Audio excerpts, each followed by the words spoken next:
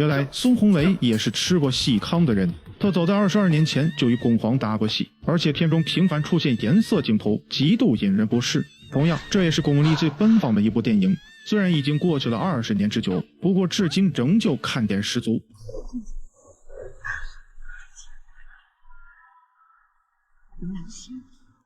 本以为梁家辉的演技已经登峰造极，可没想到孙红雷才是真正的文艺男神。你把手伸出来，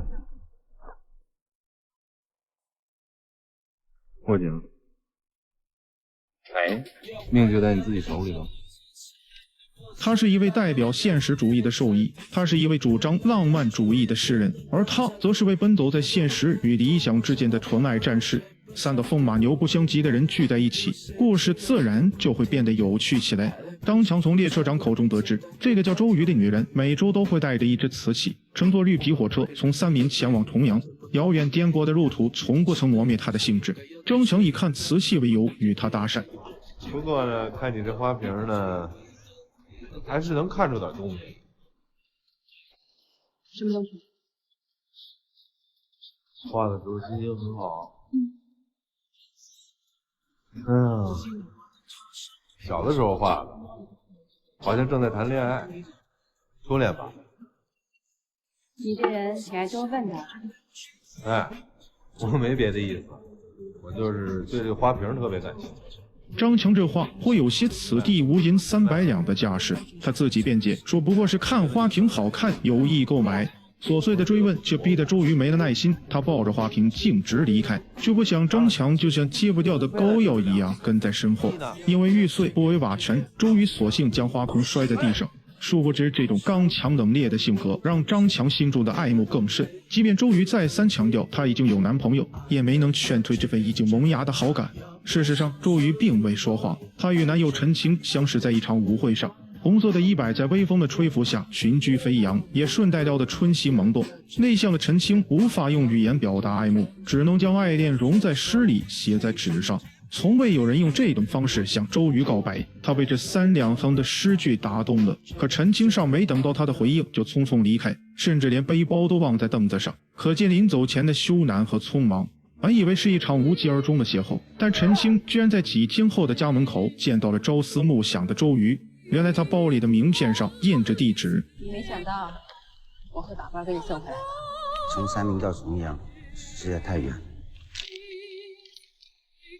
给我的。那次见面以后，我每天给你写了一首诗。陈清的爱诚恳又迅猛，周瑜的心被轻易俘获。从那之后，他开始频繁往返于三明和重阳，每次都会带上一只亲手画的瓷器做礼物。陈清到火车站接他时，每都会带一枝花，热烈的红玫瑰，清雅的白百合，都见证过爱情最盛时的模样。不过在周瑜心里，再漂亮的花也不如一首诗更能打动人。所以当陈清为他创作的那首《我的仙湖见报》时，他的激动溢于言表。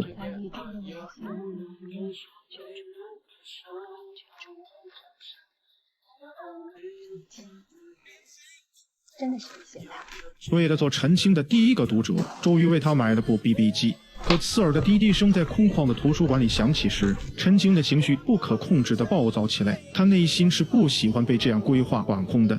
亲密无间的爱人遇到了来自现实的第一次考验，陈清的态度像是给周瑜泼了一盆冷水，再加上触摸不到的远距离，让矛盾愈发升级。可无论怎么争吵，周瑜都风雨无阻地带着瓷器前往重阳。张强的偶然出现让周瑜的坏情绪找到发泄口。大家在这描绘精美的花瓶摔在地上时，仿佛心里的郁结都一扫而空。自来熟的张强并不介意周瑜的脾气，相反他更殷切地追上来，一番插科打诨，终于逗得周瑜破涕为笑。或许是命运的安排，火车中途停靠时，周瑜从列车员口中得知，距离此处最近的站点叫仙湖。他当即决定放弃去重阳的机会，转道去仙湖看看。只是没想到张强竟也跟了过来，可惜天公不作美，空气中氤氲着模糊不清的水汽。周瑜毫无方向地寻找着，说什么都不肯放弃。这首诗里面真的有一个很美的仙湖，我们找的不对。这首诗是我男朋友送给我的，他把我比作仙湖，他他不会骗我的。周瑜并没找到诗里的仙湖，他固执地认为是方向错了，仙湖一定就在附近。张强却劝说周瑜想开心，你就记住，心里有就是有，心里没有就是真没有。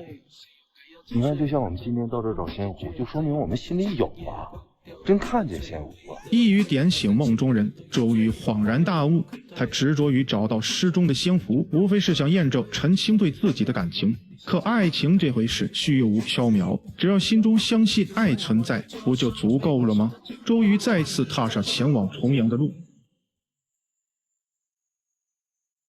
说到底，他是希望陈清的才华被更多人看到的，所以他联系了出版社的编辑，询问能不能帮忙出一本诗集。编辑直言，陈清没有知名度，唯有走自费出版这条路，只是价格并不便宜。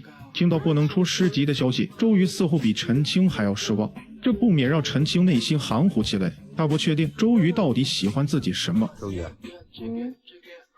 你喜欢我诗呢，还喜欢我？喜欢诗人。或许连周瑜自己都说不清这个问题的答案，他爱的到底是陈清这个人，还是诗歌赋予人的光环？周瑜并没有放弃出诗集的想法。再来重阳时，他带的2箱瓷器，除了他亲手绘制的几只，剩下的都是祖上传下来的。他让陈清把这些拿去换钱，打点关系。同时，周瑜还费尽心思替陈清打开知名度。他悄悄筹划了一个诗歌朗诵会，又在人群里派发传单，希望大家能去捧场。可惜陈清接到消息赶往礼堂时，迎接他的唯有空荡的舞台和座椅。浮躁的社会环境下，喜欢诗的人寥寥无几，恐怕也就只有周瑜还揣着出诗集的美梦。周瑜站上舞台，邀请陈清上台朗诵，他将永远是最忠诚的听众。可惜陈清退缩了，明明他只想通过写诗寄托才情，周瑜却总是嚷着要出诗集。一旦涉及到金钱这种世俗符号，文艺青年的清高就被生活击溃。周瑜的步步紧逼让陈清不得不直面现实，理想的脆弱让他觉得窒息又挫败，感情的裂痕愈发加深。周瑜当局者迷，迫切渴望有人帮他指点迷津。张强的出现犹如久旱后的及时雨，与陈清的文艺相比，张强的兽医职业似乎更贴现实。他的身体里从来都蹦不出华而不实的辞藻，却总能在不经意间为别人指明方向。浪漫的诗情画意谁都喜欢，你要说过日子那是另一码事了。张强不愿看周瑜整日萎靡，既然仙湖找不到，那他索性换条路。张强约周瑜在湖边见面，这里是充满了酒精和烟火气的人工湖，与诗里的仙湖大相径庭。周瑜的不悦写在脸上，仙湖是他的信仰，绝不该这么轻骂和蔑视。但周瑜这次并不算是毫无收获，起码他确定自己还放不下陈清，还有义无反顾地坐火车前往重阳。只是这次见面算不上愉快，陈清单位效益不好，领导告诉他，若是不想失业，就必须要去援藏。他已经答应下来了。周瑜心里止不住的酸涩，从三明到重阳已经足够辛苦，他不确定自己是否有勇气奔赴西藏。而且这件事陈清从头到尾都没跟他商量，只是在做完决定后通知他。或许在陈清的人生规划中从来就没有过周瑜，如每对陷入热恋的爱侣那样，周瑜也曾经问过陈清未来打算怎么办。想没想到将来？没想，现在不是挺好？图书馆有书看，也没人打扰。那我呢？还有你。彼时的周瑜已经意识到这段感情存在问题，可他仍像扑火的飞蛾那样盲目。陈清离开之后，周瑜那些满溢出来的感情无处安放，只能寄托在张强身上。他以女友的身份出现在聚会上，也任由朋友们开玩笑，似乎已经把陈清从心底里搬出。张强甚至都被迷惑，觉得自己离幸福的距离不过咫尺。可身体不会说谎，周瑜本能排斥张强的亲昵，他到底还是放不下陈清。所以哪怕陈清已经去往西藏多时，周瑜照旧每周2次前往重阳，即便迎接他的只有空荡荡的房间，这成为一个改不掉的习惯。有时张强会送周瑜去火车站，倒不是因为心胸大度，而是他从头到尾都没相信过陈清这个人的存在。他认为那不过是周瑜臆想出的完美爱情。那你能不能别自己骗自己呢？根本就没有陈清那样的人。你说没有就没有了。那好，哪天我陪你一块儿去，我会这个陈清。张强独自一人去往重阳，按照周瑜讲过无数次的路线，先坐火车，后坐船，再转乘缆车，沿街路上的破旧木门后就是陈清的家。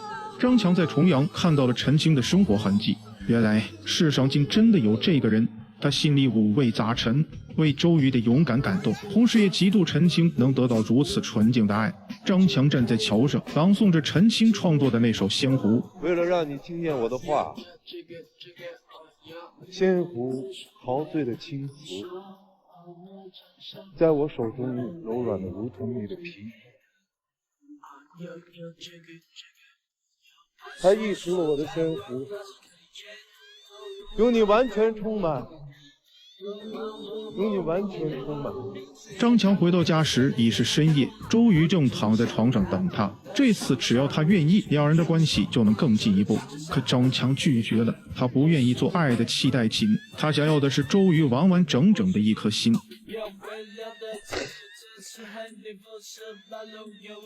周瑜要离开了，他要去藏区找陈清。张强站在街口同他告别。周瑜，别这么说，张强，你不是说过吗？心里有就有，心里没有才是真的没有。熟悉的背影逐渐变得模糊，周瑜越走越远，直到淡出张强的视线。此时他们都不知道，这将是此生的最后一次见面。周瑜没买到去藏区的火车票，只能去坐汽车，车子中途失事，跌落山崖，直直坠进湖中。他最终还是死在追寻仙湖的路上。都说爱人就是自己的一面镜子，陈清代表周瑜的浪漫观点，张强则是周瑜的现实主义。这是一场玫瑰与面包的战争，周瑜更倾向于前者，所以他就像一只五脚鸟，把时间全部抛掷在去往重阳的火车上。仙湖究竟存不存在，周瑜心中自有答案。或许那不过是他为自己编织的一道风景，而在追寻风景的路上，他是快乐充实的，这便足够了。